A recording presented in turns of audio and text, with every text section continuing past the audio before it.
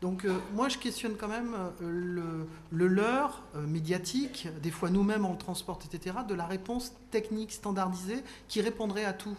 Je pense qu'il suffit de regarder des réponses à des crises récentes pour se rendre compte que c'est mieux, ça ne sera jamais parfait, mais il y a des choses qui nous échappent.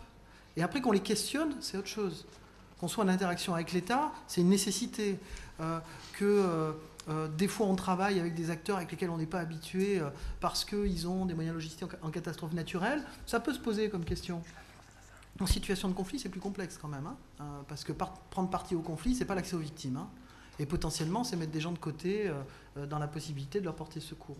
Donc je trouve que s'il y a un défi, c'est attention de ne pas se laisser emporter par la réponse technique standardisée qui laisserait croire que...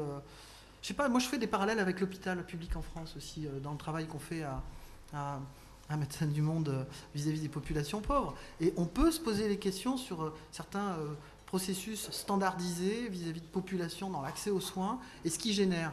Eh bien, ils peuvent générer de l'exclusion. Les grands programmes d'assistance en situation de crise, alors guerre ou pas, c'est des flux d'argent. Ils vont souvent vers des catégories de population ou de supposées victimes bien identifiées. Et ils en laissent de côté. Les niches. Ouais. Il n'y a pas que ça, on ne peut pas parler que des niches, parce qu'il y a aussi des besoins massifs auxquels il faut répondre.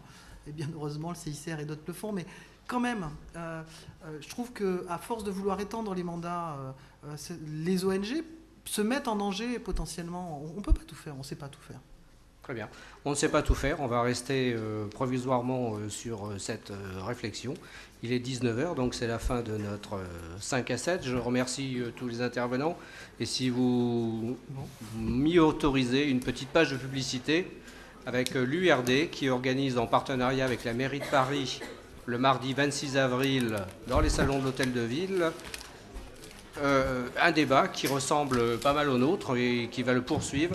La ville face aux crises. Voilà, c'est le 26 avril.